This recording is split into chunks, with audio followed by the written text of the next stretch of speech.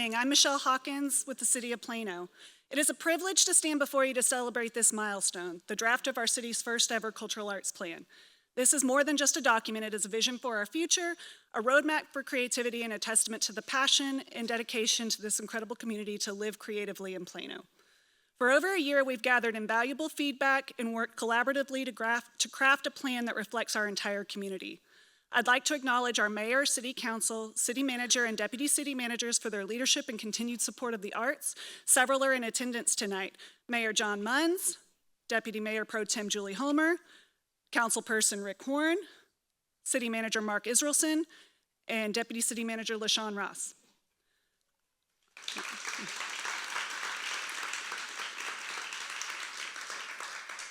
I also extend a heartfelt thank you to our Cultural Arts Committee and our Arts Plan Advisory Board, whose expertise and dedication have been instrumental in shaping this plan. Please stand to be recognized.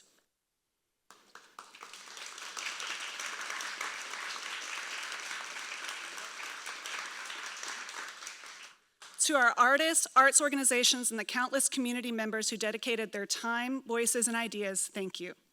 I'm now going to hand this over to Martin, David, and Linda with the Cultural Planning Group to walk you through the plan. Thank you. Hello, everyone. I'm Linda Flynn with Cultural Planning Group, and I feel very much in the spotlight here. Thank you for coming. This is a really exciting time for us, unveiling the plan for you. And the name of it is Live Creatively in Plano. And we are very proud to say that artwork and the tagline was developed by a local artist here, Amber Lee.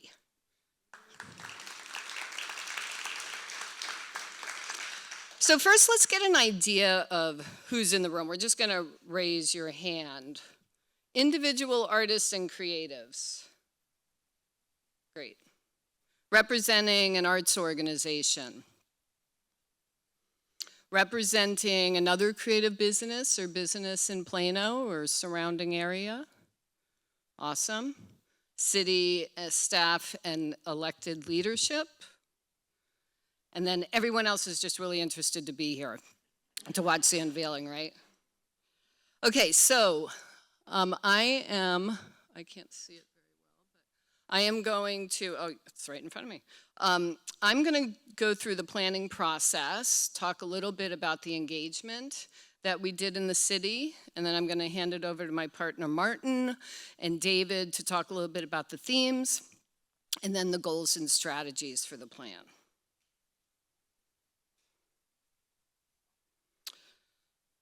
So this is part of our engagement that was done at Legacy West, and I want to give a shout out to Willow Bend. I know Krista is here, and Legacy West, and all of the other businesses that really worked with us and supported this engagement effort. We typically don't see that in our communities, that retail businesses open their doors and want to be involved. So we really do shout out a thank you. So this is the boring slide that has all of the research on it that I'm not going to go through, but what this just says is we did our homework. So we did a lot of research quantitatively. We did a lot of engagement. We looked at a lot of previous plans and future plans for the city because we want to make sure that everything is aligned. Recognize this? Many of you were there. The first Arts Forum at the beginning of the process. So we did comprehensive stakeholder and community engagement. You can see many of the groups that we reached. The community engagement did include discussion groups, artist-led workshops by Amber and our artist on the team, Rosario Sai, who is not here tonight, pop-ups throughout the city. And we also did a statistically valid survey, meaning that that is demographically representative of the residents of Plano. But we also wanted to include an opportunity where everyone could participate. So we had an open community survey that was distributed at many of the engagement events. And comparing those results, they were very, very similar. So that was a positive outcome. Again, these are all the locations that we had pop-ups in the community, photos. It was really nice to see a lot of the youth engaged, a lot of parents, a lot of couples where the woman was dragging her boyfriend or her husband over to the table to paint some art, but then they didn't want to leave, so that was a positive. So now I'm going to hand it over to Martin Cohen to talk a little bit about what we learned. Thank you, Linda. Yeah, that light's right there in the face. Okay. I'm trying to read the slides down here in front of me while you're looking up there. All right, so let me start with some common themes, and then I'm going to get into some categories of how things began to coalesce in terms of what we heard, what we learned, and how the research began to roll up. The first thing here is an important one to look at, and we anticipate some questions over this, right? The first one says here that Plano is at a critical point in arts and cultural development. So the question is, what do we mean by that critical point? Well, there's several things that really point to what that means. The first is, this is the first master cultural plan for the city. That in and of itself is a critical moment because it is representative and reflective of the community saying, you know, this is something that's important to us. We really need to be thoughtful. We need to go out and talk to the community. We need to understand what the priorities are of the residents, what people's vision are, what is the vision for arts, culture, and creative life here in the city. So we consider that to be a critical moment because it's a decision to say we're going to invest in finding out, and that's what this process was all about. In addition to that, you know, and this is again common with that, and we see going with that reflective moment, is the growing support for cultural vibrancy in the community. This is a lot of what we heard, that part of the maturation of the city, that Plano's at a certain point in its life cycle, as it were, that the cultural life has risen to a point that it's really important to the resident, and much of it was about the kind of vibrancy that they would like to see happening. And part of that is that the Plano residents, you know, want to see a greater presence of arts in everyday life. And that has many ways that it manifests itself. And we'll talk more about that as we get into some of it. I'm going to skip to a couple slides here in a minute to talk more about that. And that we also see Plano's residents really are looking for the opportunity to increase their arts participation. They want to be involved, whether that's going to actually attend something, but also for personal participation, personal expression, opportunities for themselves to create, to participate, whatever that might mean. And probably one of the greatest themes is the bottom line here, which is probably not a surprise to any of you here, which is improved marketing communication. The common thing that we heard is we don't know where to find the information, and gee, there's more going on here than we think we know about, but we never know how to learn about it. So that's something that we saw as very much a common theme across all of the engagement. So some of the categories, we're going to get into 3 or 4 here that we want to share with you. The first is just a reflection of the vibrancy of the community. Many residents really see Plano as having a level of vibrancy, but we also heard and saw in the survey and in discussion groups, what residents told us is they leave Plano to attend arts and culture. And there are a couple of reasons for that. You know, as you can see here, it says 89% of households have above average interest in the arts, but they find a lot of the content they're interested in participating in or attending is not happening here in Plano for them. So we see that, you know, we see that there's a concentration, as it says here in downtown. This is where the International Festival is. There's many other events that happen down here. There's obviously where we're sitting today in the Art Center across the street. So we know that there's a concentration. And so part of that is the fact that there's not a lot of geographic dispersion of opportunities to participate.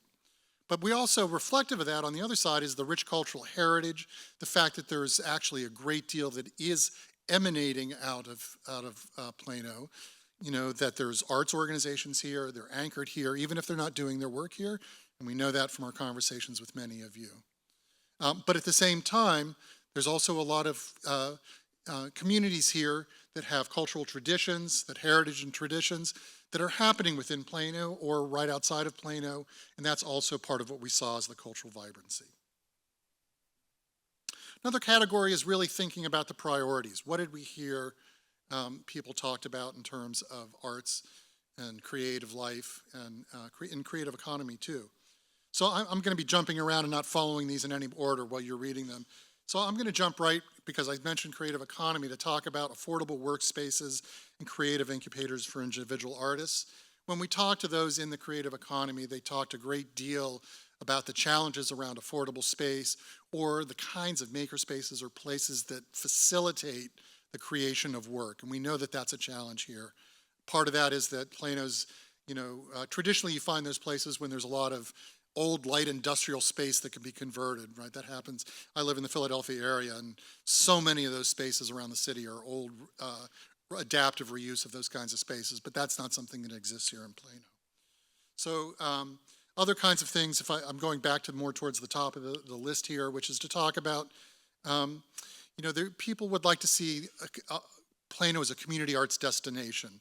And what does that really mean? One is places to participate, places to attend, places to be involved, but at the same time also to be recognized for the critical mass of artists and creatives that are actually working in this community, that is actually part of the identity of place.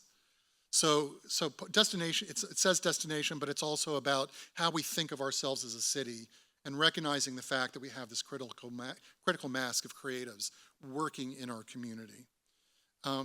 Going back to the second point here, which is really about, I talked earlier, that residents shared with us they're really looking for more varied and higher quality offerings in Plano, that they do have to go elsewhere, but they'd like to see more happening here. And part of that is paired with the fact that they'd like to have better access to information about local offerings. How do they actually connect to it? Events and activities that we heard about that they're looking for is across the age spectrum. For not only just families, but for young adults who are seeking something perhaps more adventurous and more challenging, and adults that are looking for more sophisticated and more in-depth kind of work that they see isn't quite available to them in their own city, and they have to go elsewhere. And as it says at the bottom here about opportunities for hands-on or participatory work. So moving on to that, we thinking about what bringing that up to what residents want to see more of, right? We hear that 86%, what we heard was 86%, and this was from the statistically valid survey. I just want to qualify that we know that they leave to attend arts and culture events and go elsewhere. But 32% of those, talk about it's due to better events being available outside. So while that's not the majority of those, we do see them being very clear that they're going elsewhere because of that. We see some interest around some expression of demographic differences among the residents, that they're looking for greater attention to cultural relevancy involving the kind of programming that's available to them. Again, some of that goes to the nature of who lives in Plano and the communities that are here, and these other issues that you see, barriers around language, cost, scheduling, and transportation. A couple more slides here, and then I'm going to turn it over to David. But quickly, long-term priorities. Again, this is from the statistically valid survey. What we saw first and foremost, the highest percentage, was really about wanting a go-to resource for finding out what's happening here. So I know many of you in here are arts organizations. This is a two-way street, by the way. Two-way street. So we know that in every community we need to hear about, every community wants to have a go-to place. That's not unusual. But we also find that arts organizations want somebody else to do it for them. And the thing that's underneath that all is it is a dual responsibility of how that responsibility is shared. Any site can only reflect what information they're given.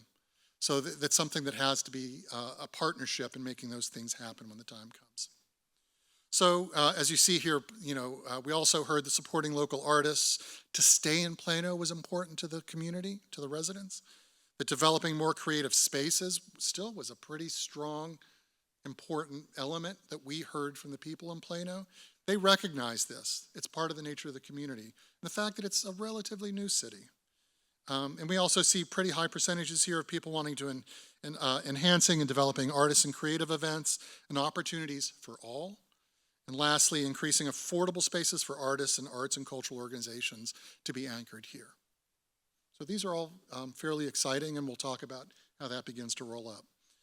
Lastly, and again, this reflects many of you here. We've talked a lot about the residents more broadly, but we heard from all of you. And that's about establishing stronger district cultural identity. You want to maintain the connections across the region, but you want to have that stronger identity about being part of Plano. We heard from the nonprofit arts and cultural community about better coordination, about wanting to be better connected, and sharing the marketing initiatives we heard as part of that, but some of that rolls up to what we're also hearing from residents. The need for affordable workspace and affordable places to do your work. This is true for individual artists and for organizations. That was a consistent theme. And lastly, that arts funding is provided primarily by a limited universe of the city and a few private donors. We've heard very strong messages about frustration around the big corporate presence here and the headquarters are here, that the money's not staying home, it's going elsewhere. And we're very aware of that. And so we'll talk a little bit about that as we get into the solutions here in a minute. And lastly, the last thing I want to share with you is we asked the community, the public, in the Statistically Valid survey, and we also asked them this in the open survey, do they support public funding for the arts? Should the city be providing resources for arts and culture and creative in the government? And here's what you see. I'm sorry, I can't read those this small. I have to look down. But what we see is that the strongly support and somewhat support is 65% combined. You can read that better than I can. It's very small on my screen and it's very big up there. But that's a big number. 65% is a very strong number. We do this all over the country. One of the things we can share from our perspective that it's very exciting to hear that the Plano residents are very supportive of the city supporting arts and culture. So how does that translate into art solutions and how we begin to put this into a plan? I'm going to hand this over to David. Thank you, Martin. Good evening, everybody. It's nice to see many of you again. So it's my happy task to share with you the draft goals and strategies of the plan. These are the recommendations. They're based on the sum total of the research and engagement we've just been walking through, and they amount to a way to meet the community's vision and priorities for arts and culture in their lives. And they're also a way to strengthen the arts community to be more sustainable and have better tools to fulfill your missions.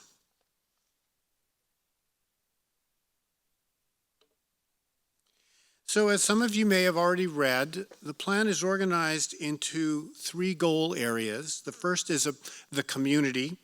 This is what we heard and learned from residents about their desires for their own cultural lives. The second is the creative community, what we heard from the arts and culture sector, and enabling you to fulfill your missions and forge a career as individual artists. The third goal is about city government, what role the city can take to support implementation of this vision and this plan. So let's take a minute to look at each goal and a few of the strategies attached to them. The community goal.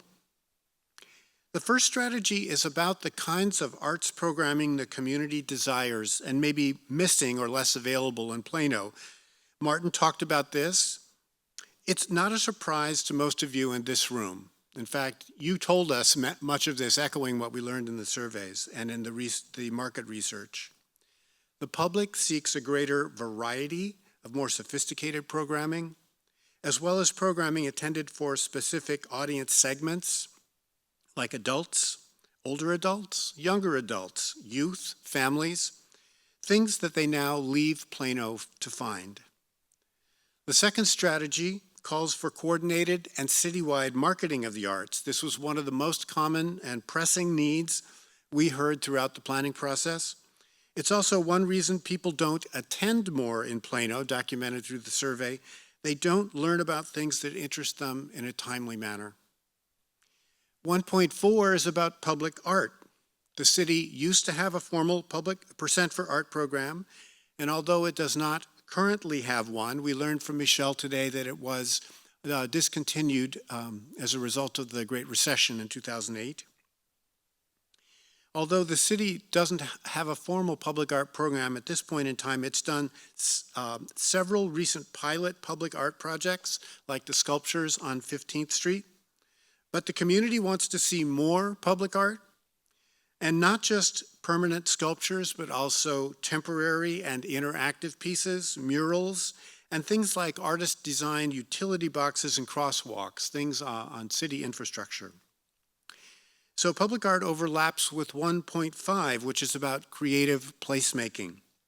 People express a desire for more gathering places in the city, whether in malls, parks, downtown, or other places, some of which haven't been created yet.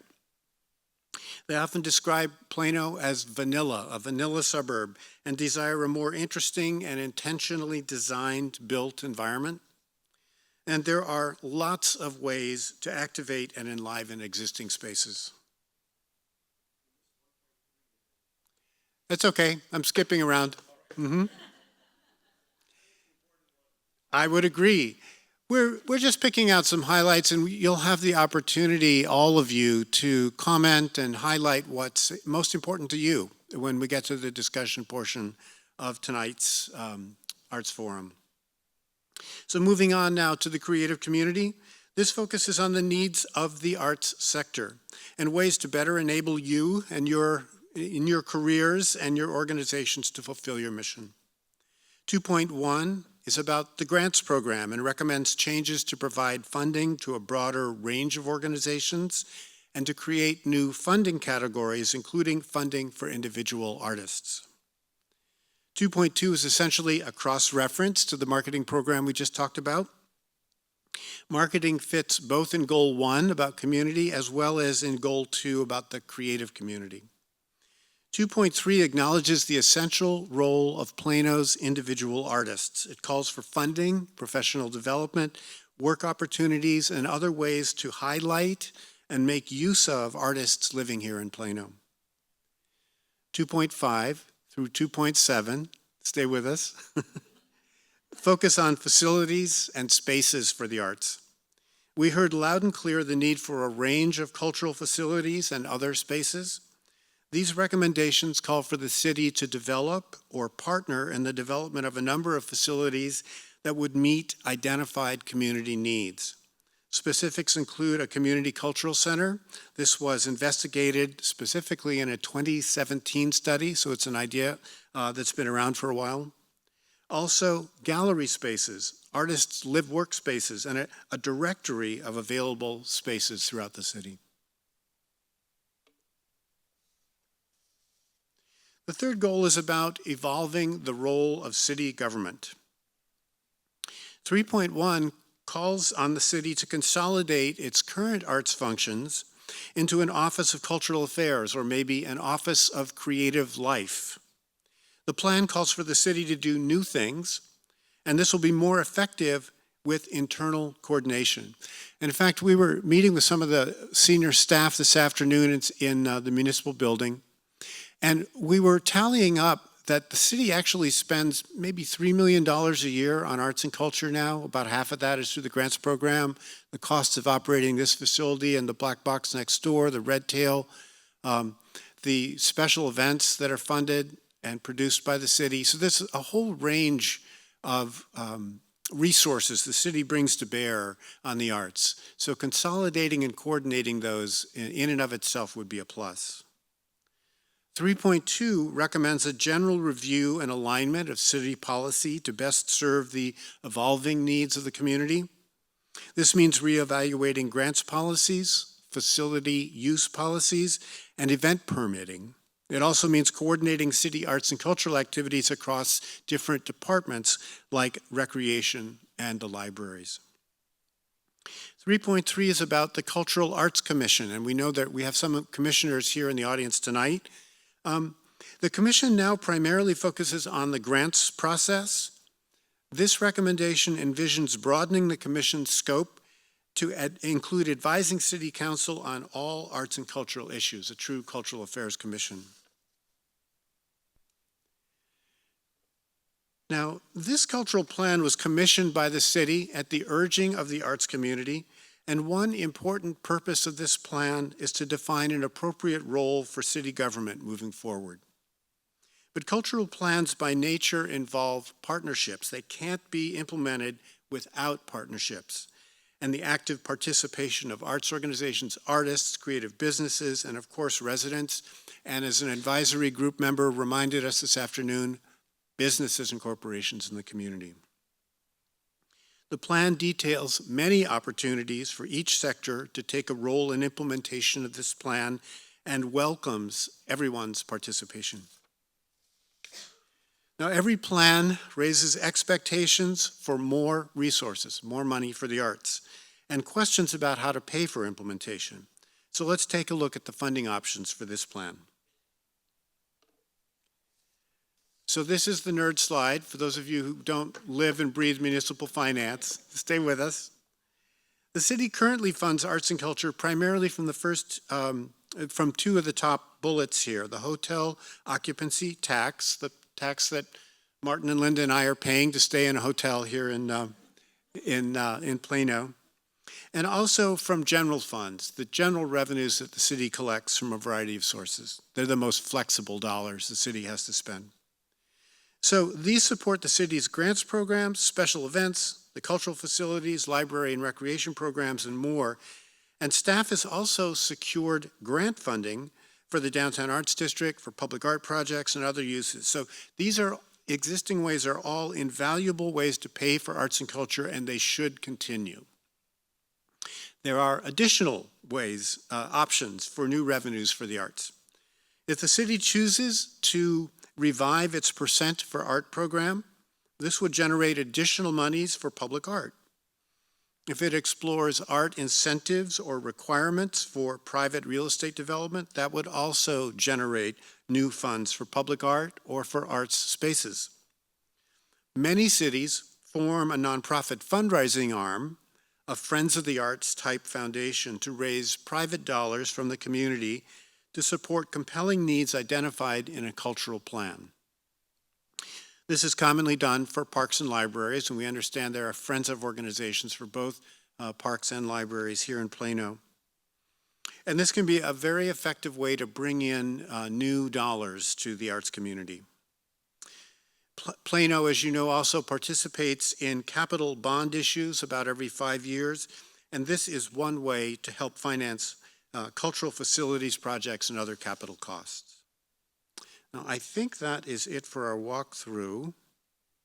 Yeah, so let's before we break into small groups for discussion, let's take a few questions and have some comments from the audience.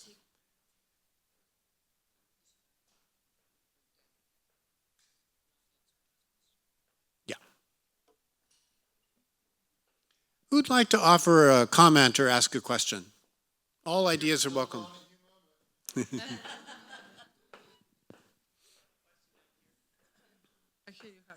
okay. Hi, I'm Judith Pafford with the Plano Art Association. I'm going to go way back to the beginning slides where we said 89% of Plano residents have above average interest in the arts. And then we also said that 65% either had a strongly held or somewhat a positive perception that government should fund the arts. Yes. But the actual voting of the majority of the people in the city does not reflect that. I'm going back to the vote for the Performing Arts Center. Mm-hmm. And we now have another potential in the next bond vote. And being separated out again, I don't feel comfortable that we're going to get another positive vote, even though we see these positive feelings. So to me, the question is, what can we do to be more political? And that's not a nasty word, be more political to make sure the people of the city know when they go in to vote what that bond will give them as a ability to exercise their interest in the arts. That's an excellent point and very, I think, very politically insightful. So let me offer a couple of responses. First, what can you do? I mean, to jump to the end of tonight's session, we plan to exhort all of you, to invite you, to encourage you to advocate not only for adoption of this plan, but for its implementation. And when budget items come up to City Council, to express your support, reinforcing the idea that it's not just artists and arts organizations asking for City Council action, but rather it now has the imprimatur of the community and of this extensive community process. Okay, so that's one thing. What can we do? But also, you're absolutely right that the survey that we did was not testing, it was not an opinion, a poll testing a specific proposal for arts funding. It's a general attitude. So anytime a capital facilities project, which is going to go to the voters in Frisco sometime in the next year, or other arts proposal that needs voter approval comes up, it will need its own dedicated advocacy program to turn that latent positive attitude into an actual vote. And as one advisory group member also educated us today, there's a portion of Plano's population who are not residents, not legal residents with the, who are able to vote in elections. So there's also that. It's who's the electorate we're trying to convince. Other questions or comments? Okay, we've got one here and one here. Hi there. I'm just curious, you had mentioned a percentage of people that were going outside of Plano to seek arts and culture. Was there any data around what they were seeking that was outside of Plano? We didn't get, I'm sorry. Just in terms of if it's adult oriented, is it just, I'm just curious if you can elaborate or if we even got that data. It's a great question. We didn't go that deep in the statistically valid survey, but as some of you may know, we did a market study, and in the 5 billion pages of attachment to the plan, there's, for those of you with arts organizations, there's wonderful meat, substance to be had there in that market study. But coming back to your question, we also did a series of audience focus groups to probe a little bit deeper on what the market study told us. And I think the answer to your question is they go for everything. Okay. This is a community that will go see opera, they want to see comedy, they want to see tribute bands, they want to see children's theater. There's an appetite and a market for everything. So I don't think it's a matter of having to entirely retool what you offer the community. I think it's a different task. Thank you. You're welcome. Thanks for that great question. Hello, I'm Raj. As we've met before, Yes, you know hi, me. Raj. I was privileged to serve on the committee, and as I was mingling this evening, it was pointed out, and I feel awful that I was remiss in my job on the committee, in spite of being a trustee of Collin College, that Collin College was not represented in the report. And I'm not sure if you guys had any interactions. I certainly didn't bring it up in my role as trustee. Plano and the arts portion of Collin College is just one of the many things we deal with, and it's frankly not one of the top things we're working on the next bachelor's degree program, or the next health science building that's coming up, or the tax rate or something like that. And the Collin College Plano campus has, as we all know, an active arts community, arts educators. We teach students in arts, we give degrees in arts, and somehow I think we need to make that connection if it hasn't already been made. Okay. All right, so Well, I just, but Raj, you know. no, I'm sorry, I don't mean to interrupt. Please No, finish. go ahead, I'm done, I'm done, Yeah, thank you. thank you for that, bringing up that excellent point. And there, in every cultural planning process, people are busy, right? We're just finishing our comparison study of other cities because it was hard to get the cities to respond, right? I mean, we all experience that in our own lives. But that doesn't negate the fact that Collins College should absolutely be a partner in implementation, and it's giving me a reminder that we should specifically add that into the roles and opportunities section of the plan. Good evening, I'm Krista Medlock. And this is more of just maybe something for us all to consider as we move forward is we all touch to some degree the arts and culture, right? But the vast majority, they think, yeah, they get a survey and they say, yes, we'd like more arts. Yes, we'd like comedy. Yes, we'd like, but do they really understand the depth and scope of the touch of the arts for the city?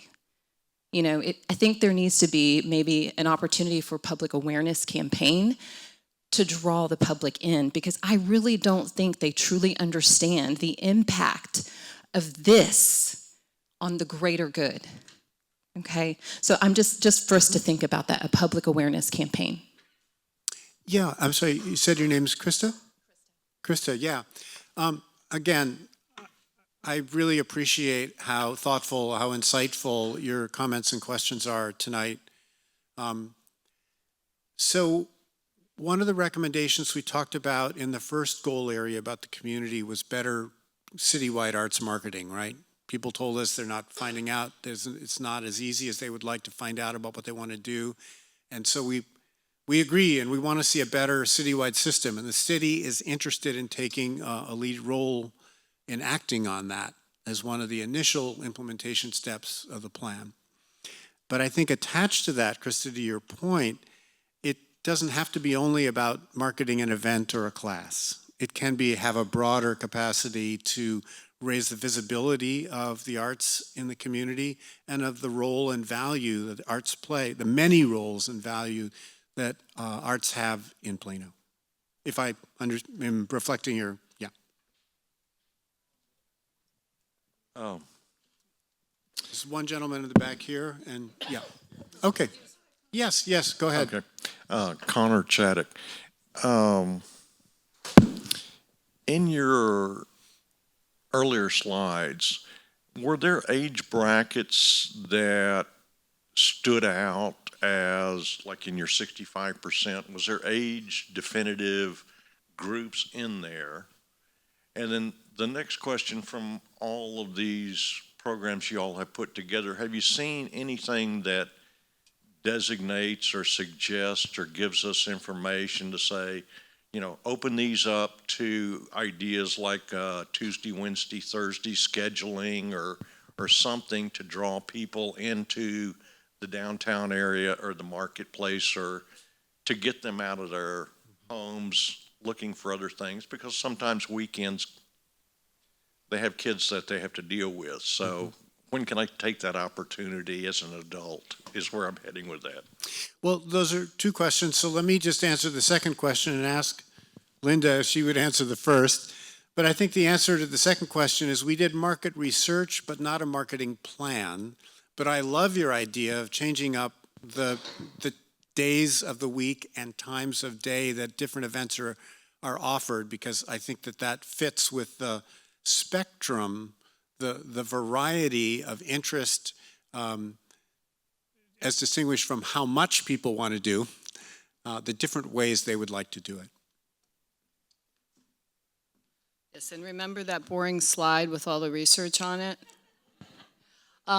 Yes, we did the statistically valid survey. We did many crosstabs to look at significant results by age, background, etc. So you are welcome to that survey report. Anyone is. I would encourage people to look at it.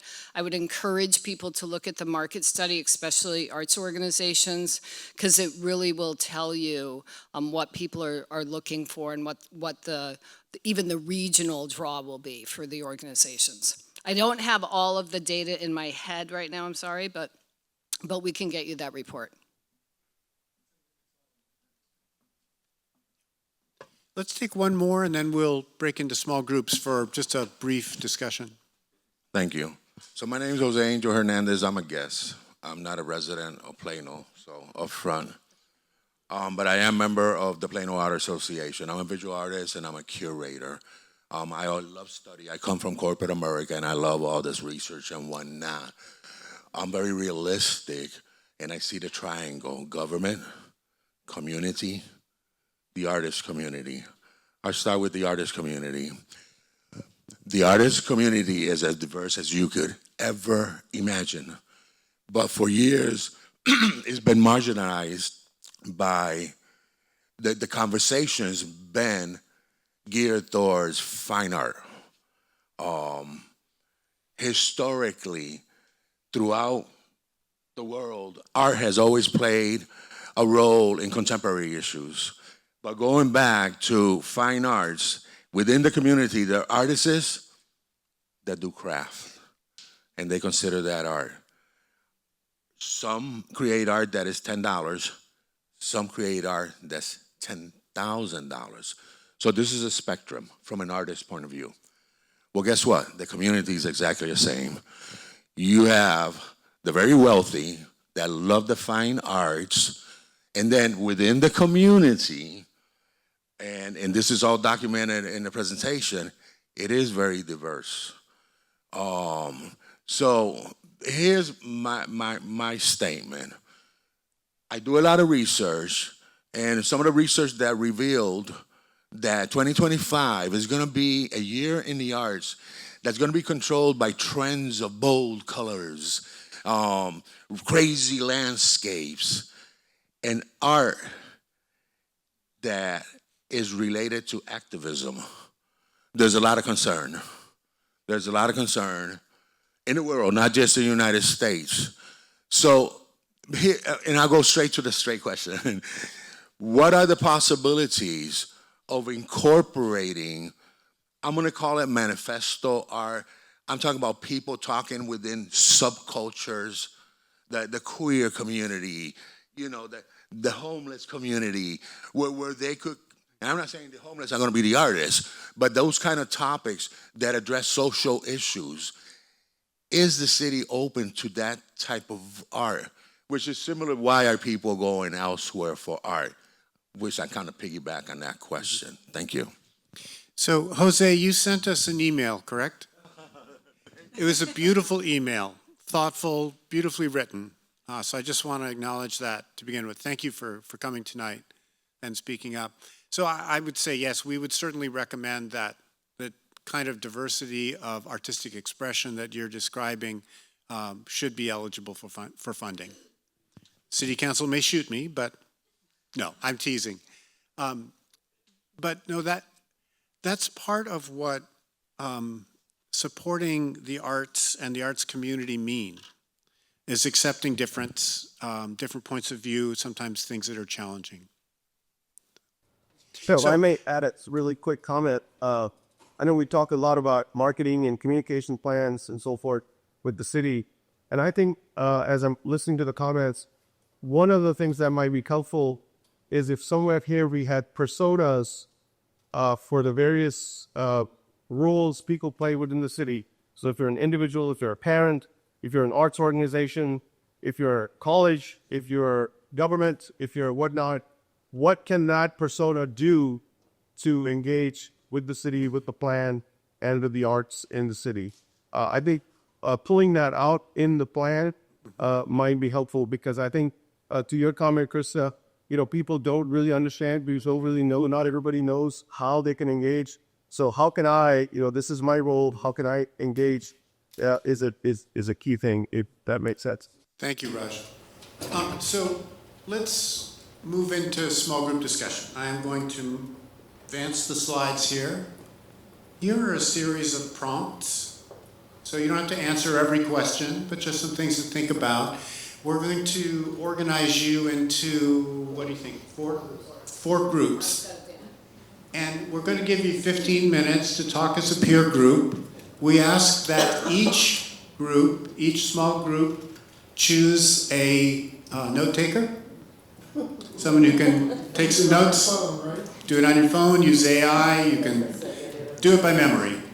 But then we would like to reassemble after 15 minutes of conversation and get report backs from each of your groups. And that will lead us to the close of this evening's session. So we have 4 groups to report. Who'd like to start? Just give us the highlights of your conversation. Hey.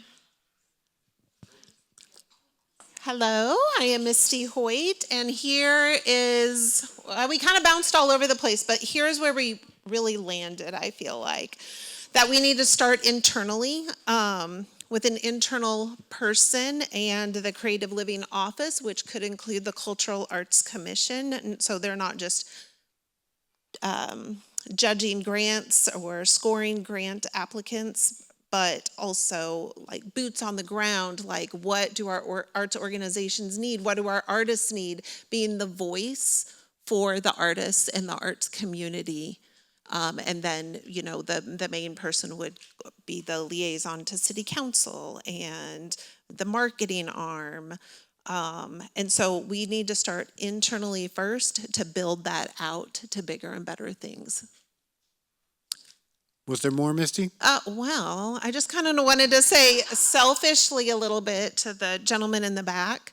I can't speak for city council, but what I do know, having served on the Cultural Arts Commission, is there is a lot of those, I don't know how to describe it, but you said bolder colors, things that maybe some people might not want to hear. We already have that in our arts organizations that the city spends $1.5 million a year on. So I don't think that your artists are going to scare them away from giving money and time and effort to the arts community. Thank you, Misty. Steve is our next speaker.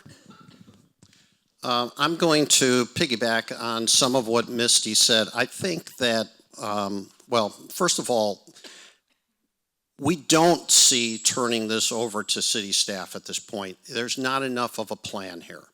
We need to develop an implementation program. We need to go through what you have found, and it needs to be as Misty suggested, you know, a group of citizens. Our city does well when it appoints commissions and boards and councils to do stuff and brings in people from various different viewpoints to get to the point where we can actually present something to city staff or work with city staff to present something to council. So that's one thing. And we feel that way because this is a great introduction for us to start with, but there is no real implementation plan here. There isn't something that says to the staff, okay, here's what you have to work with, you know, let's go do this. We're not there yet. So that's the thing that's missing, is we don't really have that part of the program ready to turn over. And I think that there are citizens, business representatives, all those things that you talked about that are stakeholders in this that need to get together through representation and take the next step. Thank you. Was there anything else from that group? Okay, how about the third group? Well, I'm not as articulate as those two. I am more of a note taker that got initiated to share, but I will share from our notes. We also were saying, like, where do we go from here and how do we get to a plan and who are the people that get us to those plans? That's a big question. Like, where is this going? If we are doing it through the government and the city government, then we need them to be more dedicated for the arts to actually flourish here, if that's the purpose. For example, if we are wanting their involvement, then they advocate for us to corporate. So when a corporation comes into town, then they're advocating for an arts organization funding as part of their agreements and discussions. That we are also, like the three things that we're focused, we think we need more facilities if we want to be clear to the community that we are a central place for the arts. We have to have the facilities to actually have the arts here. We need marketing and public awareness for the arts in the city for them to be aware. If you don't know about it, you don't go to it. I mean, that's just obvious, of course. And then, let's see if I hit everything that they've said. Oh, just a side point. We were talking about the priority for space, but then we said like ideas of the murals that you mentioned is a wonderful starting point to bring awareness of the arts to the city, even especially if some of those murals were focused on the arts that already exist here. Like focusing and highlighting the people that are already doing art here is a way to market the arts programs here. And so a good starting and leaping point for us. Thank you. I think we have one more group. Yes, in the back, on the right.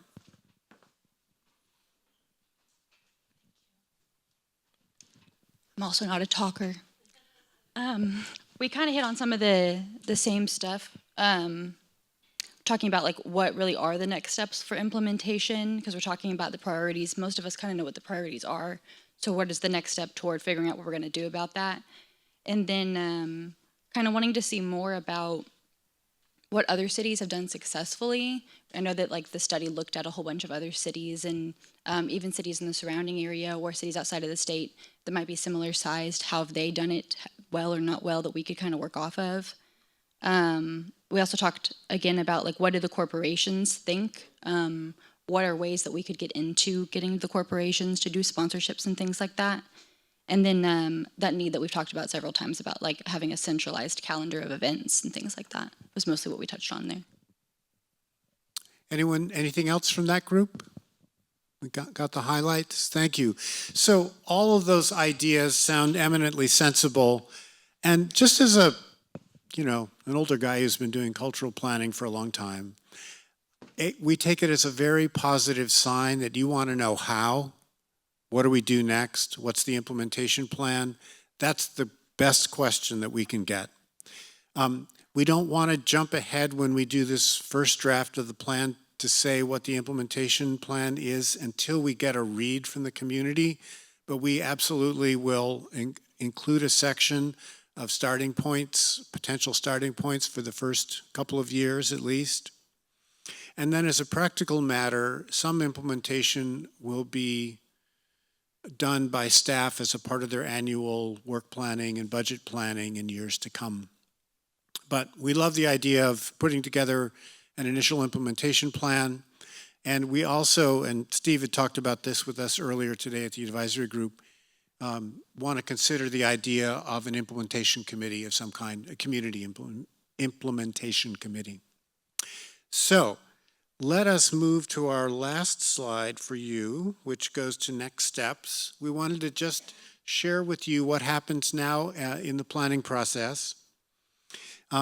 You and anyone else that you encourage to provide feedback can do so through March 21st, so another 3 weeks or so, through Plano Arts at Plano.gov or through the website. And we really do encourage community feedback. It's very helpful to us to find out what resonates with people and if there's anything missing. And you've answered both of those questions in various ways tonight. So we will digest the community feedback. We will make changes to the plan. And we are now thinking about going to City Council for a presentation of the draft plan for their review on April 14th. It's not set in stone yet, but that's the tentative date. And remember earlier when I said at the end of the meeting we'd exhort you to advocate for the plan adoption, that would be the time to show up and express your support, do community, make public comment, and encourage, others from the community, whether they're part of the arts community or just an avid attendee. Those are that's the kind of political expression of support that makes it easier for council members to not only adopt the plan, but to fund it. I think that's it. Martin or Linda? Yeah, just a couple quick points. I just want to point out that are all of you aware of the city website where the web page that has the draft plan on it? I see some heads nodding. If not, Michelle, I'm just looking just to make sure we have the correct web address? engageplano.com/art, something like that. Okay, so just Google it. Engage Plano is there. Ask your AI agent, say, how do I find the... But, and there's also a link there to that email to give feedback. In addition, I believe on that website is all of the appendix of the research that we talked about. So if you really want to cuddle up with a good glass of wine and read hundreds of pages of research, you can spend a quality night really going through it. And that's wonky, but some of you actually may be interested. The market research is there, the study, all the data is there. Some of you are asking for some of the breakouts of the data. So there is a lot of information there if you're interested. Yes. I just have a quick question. I know how I got this information because I'm part of the art fair. Are y'all sending it out, and how are they getting it to people in the community so they can review the plan? How does the average person get the info? We put it in the Plano City newsletter. We've advertised it on the Downtown Plano Arts pages, the social media pages, Plano Arts and Events, and City of Plano was put it out too. So it depends on how you look at it, because they updated it the same day I sent out for the next day, and so they're all attached to the plan. It's like 155 gig. Yeah, so go look at the link again. It's all there. Well. And thank you for the question. It's a great question. And we will encourage the city communications team to continue pushing it out. And you all can share it as well. We share people in the arts, not in the arts. We want to hear from the whole community, so please share. So, for the good of the order, seeing no further comments, thank you so much for turning out tonight and for participating in this dialogue.